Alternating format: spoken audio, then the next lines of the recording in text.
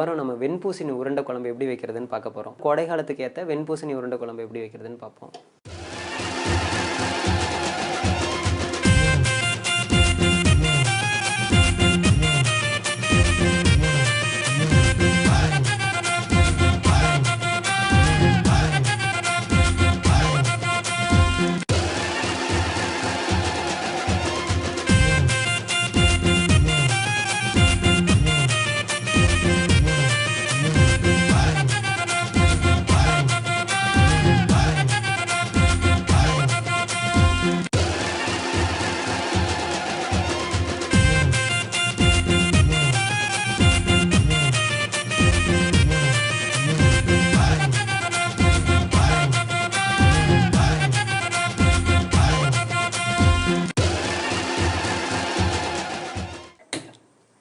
நம்ம குழம்புக்கு வழக்கமாக அந்த வடிகஞ்சை புளிச்ச வடிகஞ்சை பயன்படுத்துகிறோம்.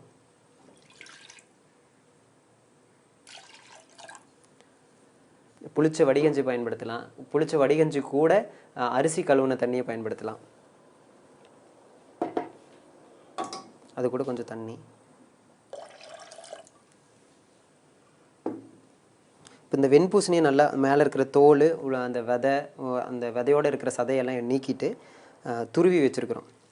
அந்த வெண்பூசணியோடைய சாறு மட்டும் நம்ம இது யூஸ் பண்ண போகிறோம்.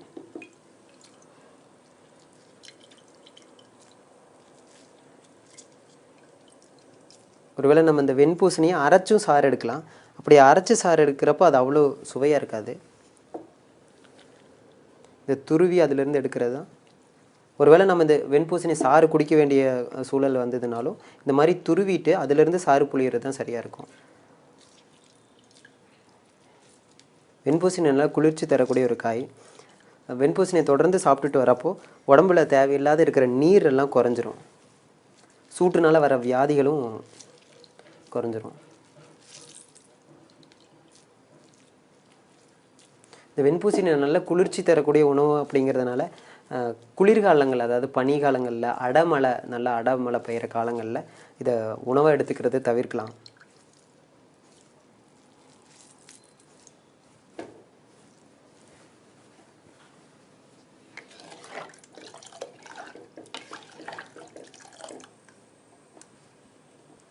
இது நல்லா கொதிக்கிறதுக்குள்ளே இதுக்கு தேவையான மசாலாவை நம்ம அரைச்சிக்கலாம். சின்ன வெங்காயம்,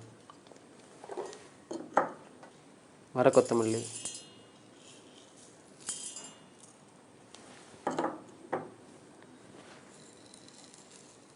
காரத்துக்கு உண்டான மிளகு,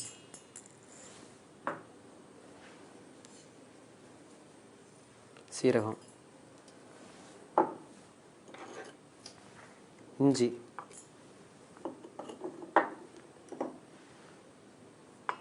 பூண்டு,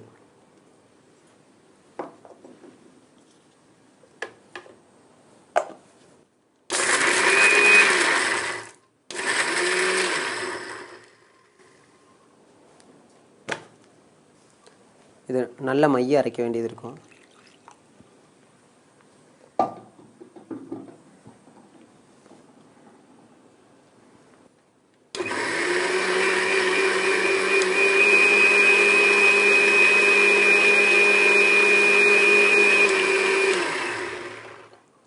இது நல்லா மைய அரைச்சிருச்சு. இது நல்லா கொதிச்சதுக்கப்புறம் மசாலாவை சேர்த்துக்கலாம். அதுக்கு முன்னாடி இந்த உருண்டை எப்படி செய்கிறதுன்னு பார்த்துடலாம். இந்த புளிஞ்சு வச்சுருக்கிற வெண்பூசணி சக்கையில் வந்துட்டு பொட்டுக்கடலை மாவு கொஞ்சம், கடலை மாவு சேர்த்த வேண்டாம். ஒருவேளை கடலை மாவு சேர்த்தணும் அப்படின்னா அது சூடு கொடுக்கக்கூடிய உணவாக இருக்கும். நல்லா கொதிச்சிருச்சு. கொதிக்கிற சமயம் இந்த மசாலாவை நம்ம சேர்த்துக்கலாம். அரைச்சி வச்சுருக்கிற மசாலா.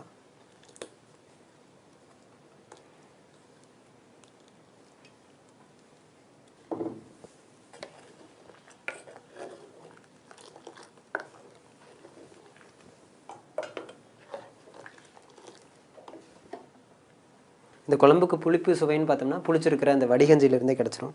நம்ம இப்போ இதில் வந்து அந்த துருவன வெண்பூசணி கூட பொட்டுக்கடலை மாவு கலந்துருக்குறோம்.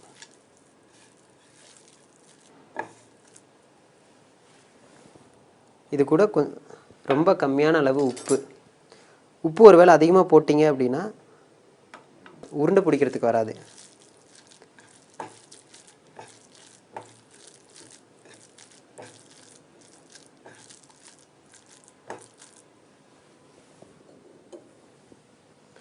ரொம்ப கம்மியான அளவு சீரகம்.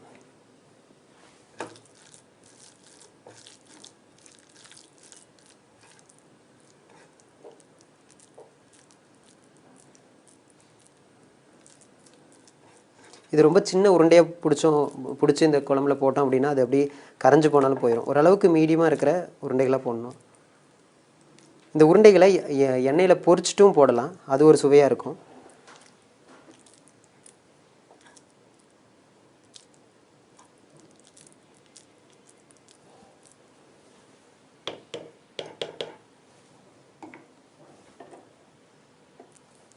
நல்லா கொதிக்கிறப்ப இதை போட்டுற வேண்டியது இருக்கும். இதை போட்டுட்டு கொஞ்சம் நேரம் கிளறாமல் இருக்கணும். ஒருவேளை கிளறணும் அப்படின்னா அதெல்லாம் கரைஞ்சி போயிடும். கொஞ்சம் தீ அதிகமாக வச்சு மூடி வச்சிடலாம். உருண்டை அந்த மேலே இருக்கிறது கரைஞ்சி உள்ளே கரையாத அப்படியே வேகும். இது குறைஞ்சது ஒரு 10 நிமிஷம் வேக வேண்டியது இருக்கும். ஏன் அப்படின்னா உள்ளே இருக்கிற இந்த பொட்டுக்கடலை மாவும் சேர்ந்து வேக வேண்டியது இருக்கும். பாதி வந்ததுக்கப்புறம் இந்த குழம்புக்கு தேவையான அளவு உப்பு சேர்த்துக்கலாம். இது நல்லா கொதித்து வெந்துருச்சு. வெந்தது எப்படின்னு பார்த்தோம்னா இந்த உருண்டையெல்லாம் மேலே மிதந்துட்டு வந்துடும். நம்ம ஒரு வேளை ரொம்ப அதிகமாக கிளறி இருந்தோம் அப்படின்னா இந்த உருண்டையெல்லாம் இந்த உருண்டை ஷேப்லேயே இருக்காது, எல்லாம் கரைஞ்சி போயிருக்கும். இந்த சமயத்தில் நம்ம தாளித்து கொட்டிக்கலாம்.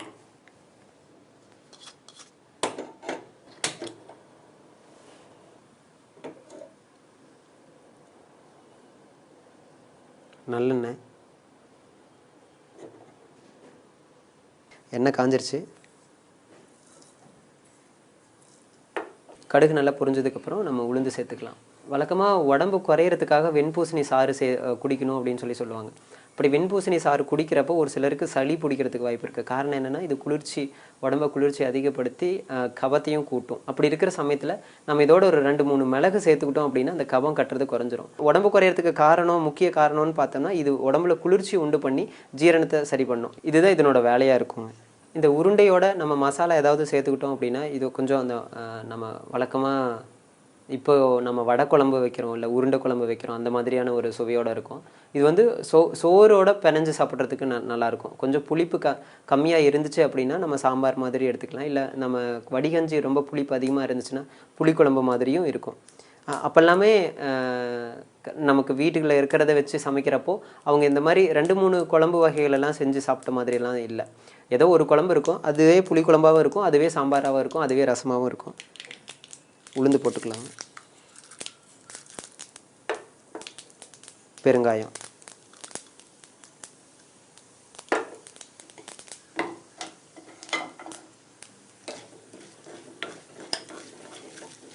பெருங்காயம் நல்லா புரிஞ்சால் போதும். ஏன் நம்ம இதோட பெருங்காயம் சேர்த்துறோம் அப்படின்னா 2 பூசணியுமே உடம்புல இருக்கிற வாதத்தை கொஞ்சம் சமன்படுத்தும். தாளித்து கொட்டினதுக்கப்புறம் ஒரு கொதி விட வேண்டியது இருக்கும். இப்போ குழம்பு ரெடி ஆயிடுச்சு.